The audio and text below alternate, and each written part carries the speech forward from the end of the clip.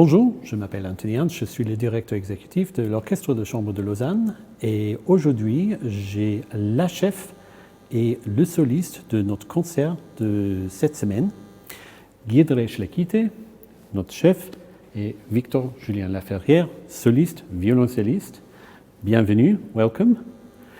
Pour vous deux, ce n'est pas la première fois que vous êtes venus à l'orchestre. Je suis intéressé d'avoir un peu le retour de vos expériences avec l'orchestre la dernière fois aussi, cette fois-ci. I'll start with you, Giedrė. So it's not the first time you've been to this orchestra, and I'm very interested, always curious to know how you feel about the orchestra from your last visit and from this visit. What sort of, for you, characterizes this orchestra?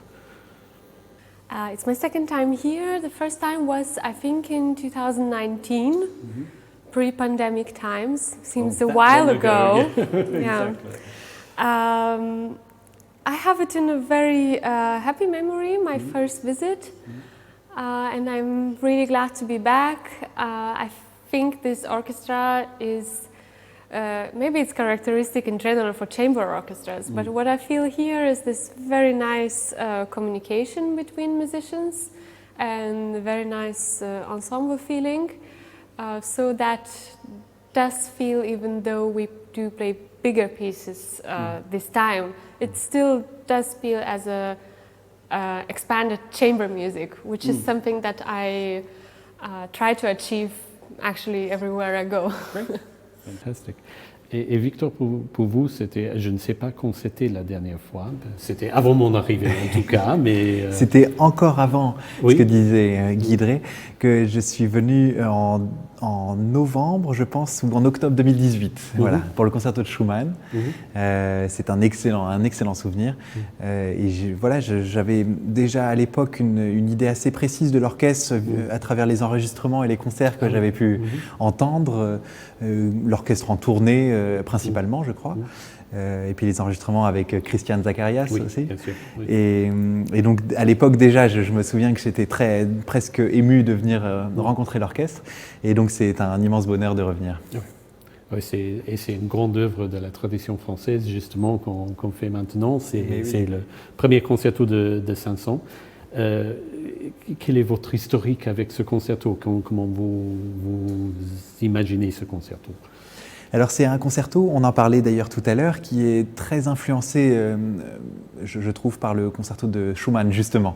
Donc il y a une logique vraiment assez grande entre ma dernière venue et celle-ci. C'est très organique. Voilà, et c'est, je pense, 30 ou 40 ans après l'écriture du concerto de Schumann, peut-être seulement 30 ans en fait, parce que Saint-Saëns a une vie tellement longue que souvent c'est un peu difficile de s'y retrouver dans la temporalité, mais c'est pas tellement de temps après le concerto de Schumann.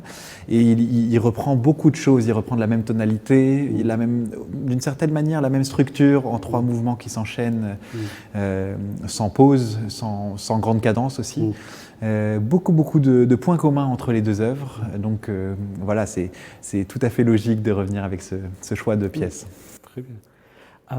Giedrė, I wanted to talk to you also about one of the works that we're doing on this program. You're from Lithuania. One of the works is by your compatriot, Raminta Šerkšnytė. I hope I've got the pronunciation. That's actually quite impressive. Okay. Great, thank you.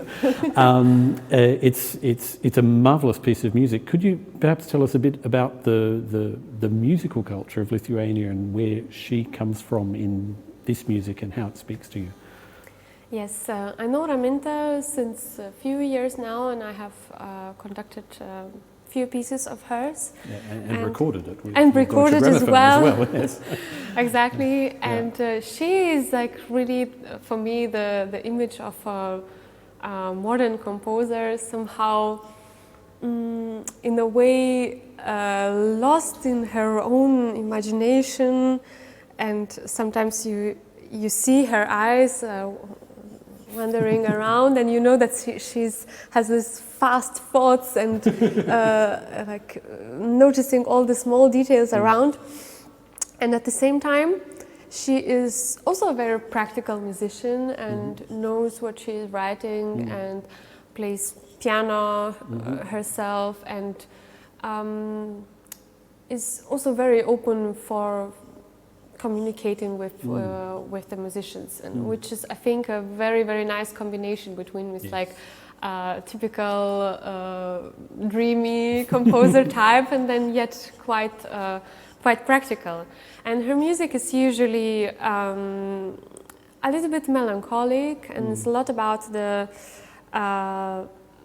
mood in which you enter. So it's not very narrative. No, but it's very haunting and atmospheric sort of music, Exactly. isn't it? Yeah. It's very atmospheric and yeah. kind of meditation, similar to meditation. And yet then there is a story, and this piece is called Midsummer Song, and her inspiration was this special atmosphere of summer nights in Lithuania that are very, very long, and the nights are very, very short. And these evenings when it's already very late but it's still quite light, they have some kind of very special atmosphere that I think several composers already tried to put that into music, this atmosphere that is, has something to do with light, I think. It's interesting because it seems to be something that's a very strong theme in a lot of Baltic music. When you think of Petrus Vask's violin concerto, which is called Distant Light, which is again a similar sort of idea of this diffuse light that you get in the Baltic area. Absolutely, I think in like Nordic countries in general, I mean, light is something. It's precious. It's precious, it's true.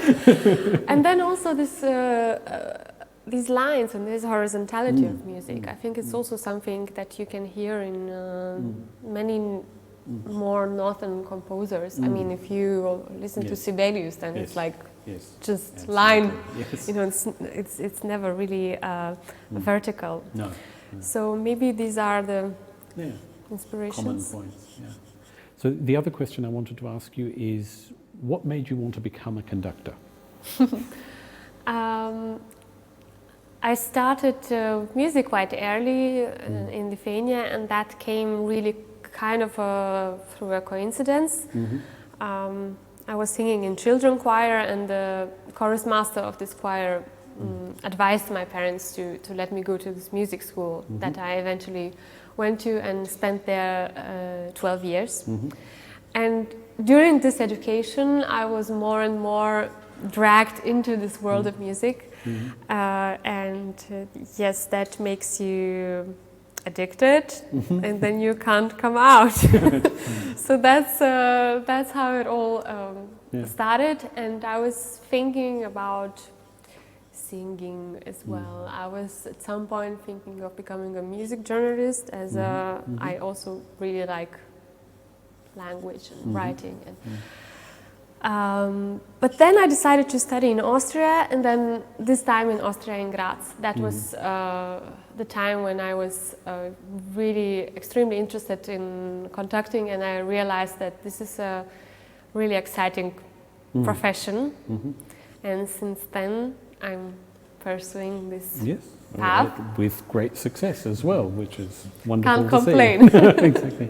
Et Victor, c'est un peu la même question. Alors, la violoncelle, c'était quoi qui vous a attiré à cet instrument? La grande différence avec la direction d'orchestre, c'est qu'on choisit beaucoup plus tôt, oui, effectivement. Dans la plupart des cas. Oui. Et donc, c'est vrai que c'est difficile de se souvenir des ressorts d'un choix aussi précoce. En l'occurrence, j'ai commencé à faire du violoncelle quand j'avais 6 ans.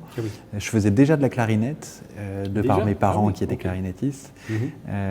Et donc, mais je faisais plusieurs instruments. Le choix s'est fait un petit peu tout seul avec les années. C'est-à-dire qu'au début, je faisais 2 ou 3 instruments en même temps, et puis il n'y en a qu'un seul qui est resté d'une certaine manière. Donc, mais je crois que c'est plutôt le rôle du violoncelle, le fait qu'on puisse être faire de la basse continue, jouer tout le répertoire d'orchestre, de musique de chambre, et en même temps ce répertoire de sonates et de concertos qui est quand même très très fourni. Oui. Et je pense que tous les rôles sont vraiment très pleins et très nourrissants, donc je crois que c'est ça qui m'a le plus attiré. Ah oui, mais il n'y avait jamais question, c'était toujours vous allez être musicien, c'est ça?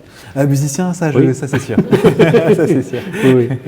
Alors l'autre œuvre, ça me rappelle aussi l'autre œuvre qu'on fait dans ce concert, c'est l'Oiseau de feu de Stravinsky. C'est la première fois que l'orchestre de chambre fait l'Oiseau de feu. C'est dans une version, il y a plusieurs versions de Stravinsky, mais c'est une version plus modeste, pas avec énorme orchestre. Ça me rappelle toujours parce qu'une des premières figures dans cette œuvre, c'est le son incroyable des violoncelles. Et j'imagine à l'époque que c'était tellement radical et différent et étrange. Encore d'un boyau? Oui. On gut strings, probably, no? Oui. I guess for the premiere, no? When was it, in the 20s? Or? No, not even 1911. Not even. Yeah. So when you think about the strangeness of the sound of Firebird, when that it was must first have done. been like completely out of the present world. Absolutely. Our version is in 1919, and there have been few changes made, but I mean we know also stories about the premiere of Sacre, that it was like A riot. yes, a riot. Yeah. It's something that Yeah. actually is I find really exciting to think about an audience that okay, even if they hate something, but they're so active and they do care, and it's so important for them. Yes. So I always think about this. How was it in a performance like that? Yeah, to find the strangeness in this music, which is, we've heard it many times. But it does still sound kind of does, modern, no? I think Yeah.